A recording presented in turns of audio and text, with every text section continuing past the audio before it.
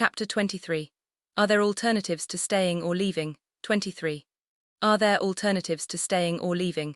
When it comes to what sort of relationships we are offered, our societies tend to present us with a menu with only one option. The monogamous, cohabiting romantic relationship, usually served with a side order of children. To be considered normal, we are meant to develop overwhelming emotional and sexual feelings for one very special person, who will then become a combination of our best friend, soul sexual partner, co-parent, business associate, therapist, travel companion, property co-manager, kindergarten teacher and soulmate, and with whom we will live exclusively in one house, in one bed for many decades, in substantial harmony, and with an active tolerance for each other's foibles and ongoing desire for their evolving appearance, till death do us part.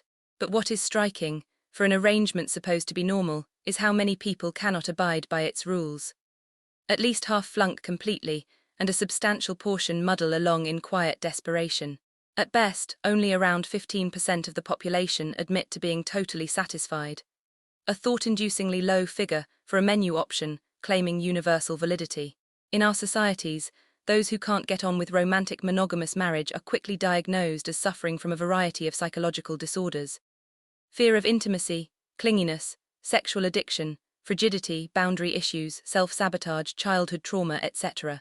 We powerfully imply that someone might be psychologically ill if they don't want to keep having sex exclusively with the same partner, or seek to spend every other weekend apart, or want to develop a close friendship elsewhere. But the reason why we may find it so hard to know whether to stay in or leave a relationship isn't that there is one answer that, mysterious and stupidly, we simply can't locate. It's that no existing answer is actually appealing. This is an insight that our romantic culture refuses to help us to contemplate with the clarity it deserves. We don't want fully to leave, and we don't want fully to stay. Yet we push this thought away because it sounds impossible and spoilt. How could we possibly stay and not stay at the same time? However, perhaps this mad-sounding wish is actually very sane, because it picks up on a hidden error in our thinking, that we only have two options. We'd recognize this instantly if someone said, "You have to make a choice. You can either go on a beach holiday and swim for 6 hours every day, or you can go to a city, but it has to be Geneva. Don't be indecisive. Which will it be?" It would be reasonable to be maddened by the options. Why just these specific packages? The beach could be lovely, but why so much swimming? A city could be marvelous, but why does it have to be Geneva? The problem deciding lies not in us, but in the choice we're being offered. The romantic model is so familiar that we easily forget that it's a very particular and recent amalgam of roles that have in the past, and could again in the future, exist independently. We might liberate ourselves from the harsh dichotomy by looking at a few alternatives to staying or leaving. Erotic friendship. In 1745, the King of France, Louis XV, invited Jean Antoinette Poisson, soon to be ennobled and called by her more recognizable name, Madame de Pompadour, to be his official mistress. He installed her in a grand apartment, and for the next few years, spent most afternoons and many nights in her company. This was not a secretive arrangement. Madame de Pompadour became enormously influential because everyone knew of her deep intimacy with the king. And it was not seen as a threat to his marriage. There was no question of a divorce, and in fact, the Queen and Madame de Pompadour became good friends. The idea of a publicly respectable mistress was based on a view about marriage. It was accepted that there might be many excellent reasons for two people to be married, but that these wouldn't necessarily include great personal closeness. This is what had happened with Louis. While still in his teens, he married Princess Marie Leczinska of Poland. She was an excellent partner in many ways. They had lots of children together. She was very religious and was popular with the wider public. She was also a helpfully neutral figure between the contending political factions at court. These were not minor considerations, and Louis never regretted marrying her. The thing that strikes us as strange, but that is potentially so helpful to consider, is that a relationship might be healthy and successful, yet involve one or both. To update the story of the partners sleeping with other people, the crucial foundation is that the couple is very clear about other reasons why they are together. The grounds for their union are so compelling, and the basis of respect and admiration is so strong, that there's no great need to worry about who else the other person might, quite regularly, be spending the early evening or weekend afternoons with. Roman 2. The parenting couple. When it comes to the children, two people might be fully united. They're both there at dinner time, they share the ritual of the evening bath and the bedtime story, they're both around at breakfast. They take family holidays together. But other than that, they live independent lives. They're not checking who is seeing whom or what the other is doing on Tuesday afternoons. They don't feel ownership of each other's existence. They have separated their finances and don't talk much about anything other than the children. They're not staying together for the sake of the children, an always uncomfortable arrangement, because they aren't genuinely together. They have separated, just not entirely, because there's still one very important task they're undertaking together, and will continue to for many years. In the past, the two used to squabble or be frosty with one another in front of the children, because their role as parents was embedded in a highly unsatisfactory relationship as partners. Now they're more focused and serene. Letting go of expectations for true intimacy and understanding has freed them to be kind and respectful of one another as they prepare supper. Roman 3. The companion. While still married, you also have a special friend. It's not sexual, you're not mutually attracted, so you're not tempted to have an affair with them. But you speak to them more or less every day and discuss the details of your life. You see them frequently and help each other in lots of ways. Your companion might sit down with you and go through paying the bills, or you might assemble some flat-pack furniture together. It's like friendship, but it moves into areas that we've wrongly come to see as the exclusive realm of what couples are supposed to do together.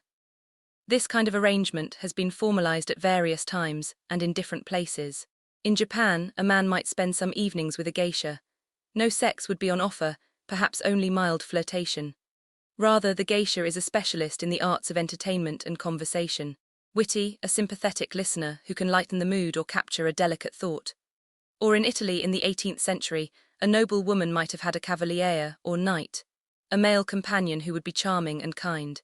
They'd have lunch together, go shopping, attend parties. When the lady went travelling to visit friends in the country, the cavaliere would accompany her and ensure the carriage was loaded up with some agreeable snacks for the journey. In essence, the idea is to separate out companionship from the rest of a relationship. It doesn't mean the couple has no contact, just that differences in temperament don't become unbearable. Your primary partner may be very good in all sorts of ways, but they are so busy, or they hate shopping, or they aren't much of a conversationalist. Normally, these points of incompatibility could be fatal, but they needn't be with the right companion in one's life. Roman 4. The sex club. It's a rainy Wednesday night. In a darkened room, discreetly tucked away in a side street, a logistics manager is being flogged by a trainee architect, and a retired engineer is putting a leash round the neck of a marketing executive. Most of these people are married, but they're here without their partners. At the club, sex is detached from intimacy. The participants know almost nothing about each other, perhaps not even their names. They don't have long, flirtatious conversations or swap phone numbers. It can sound brutish because we'd ideally like sex to be closely aligned with love. But in reality, some of us develop highly specific erotic desires. It's not a matter of choice. We just discover that we're immensely excited by wearing a rubber costume or by being loudly sworn at. The thought of never doing these things makes us miserable. Yet for entirely valid and comprehensible reasons, our partner might be unable to participate in these activities.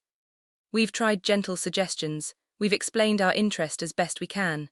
It's not a question of goodwill. Our partner is left utterly cold by such ideas. Our relationship might be fine in many other important ways, but the distress that can accumulate around this one area may put everything under strain, which is a great pity. The romantic model of relationships ineluctably drives us towards a tragic decision. Either we stay in the union, but have to accept that an important part of our soul isn't going to be understood, or we have to abandon everything that's good and important in our relationship for the sake of a few hours of pleasure every week. The sex club rejects this binary choice. It offers to target a precise erotic longing, but only that. And by so doing, it can liberate us to properly appreciate everything else that's right and intimate in our relationship. V. The holiday marriage. Instead of living together all year round, this couple spends most of their time apart. But they get together for 2 weeks over New Year and longer in the summer, and maybe a couple of other times. It's a long-term commitment. They do it year after year and wouldn't think of breaking the arrangement. When they're together, they go out to dinner, they are warm to each other, and they have long, intimate conversations. These are people who feel deeply connected to one another, but who have realized that living together most of the time is agony. They were at odds over what color to paint the bathroom walls, what time to get up in the morning, whether to live in the city or the country, whether each was pulling their weight financially, and how to divide up the domestic chores. Sex might not have been very good either. The holiday model frankly admits that living together continuously is unbearable, but it doesn't take this as the end of the relationship. Instead, it separates the quotidian frustrations from the underlying question of closeness or love. These alternative options might look like second best, an embarrassing climb down from what we're supposed to really want, which is the unified relationship in which a couple does everything together. But that might not actually be what we ourselves long for. The romantic model was a deliberate, difficult creation. Starting in the late 18th century, particularly in France, a very few people decided that what they most desired was a relationship in which everything was shared, and in which their domestic companion was also their lover. They were regarded as freakish and unnatural. But over time, they portrayed their ideals so eloquently and beautifully, in poems, paintings, sermons, novels, and plays, that this way of having a relationship came to seem like a universal obligation. But it is, in fact, quite odd that we take there to be just one single model of what a proper relationship should be like. We don't impose this type of standard measure on ourselves in other areas of existence. We don't think there is just one kind of ideal job that everyone must have, or one kind of good holiday, or one type of house that everyone should live in. In general, we're much more flexible in recognizing that our own needs might vary quite a lot from the statistical norm, and yet not be any less valid or authentic. When we're struggling with the question, stay or leave, we may, behind the scenes, be doing something surprisingly creative. We're trying to imagine how we would really like to live with a person whom we love, but who, like everyone, is radically imperfect in some ways and cannot fathom important parts of us. As with so many creative acts, the ideas we come up with will, at first, sound very strange. Like those who evolved the idea of the romantic model, we are pioneers. We're trying to define as carefully and as plausibly as we can why some as yet unfamiliar way of living might, in practice, be the best arrangement for us. It would be a genuine liberation if, whenever a new couple came together, it was assumed that they almost certainly would not go along with the romantic monogamous template, and that the onus was therefore on them to discuss up front, in good faith and without insult, the alternative arrangements that would ideally satisfy their natures. Extra marks would be awarded for innovation and out-of-the-box schemes, while protestations of satisfaction at the standard model would raise eyebrows. Once upon a time, male offspring of the European upper classes had only two career options: to join the army or to join the church. Such narrow-mindedness was eventually dismissed as evident nonsense and eradicated. The average citizen of a developed country now has at least 4,000 job options to choose from. We should strive for a comparable expansion of our menus of love. We are not so much bad at relationships as unable to understand our needs without shame, to stick up politely for what makes us content, and to invent practical arrangements that could stand a chance of honoring our complex emotional reality.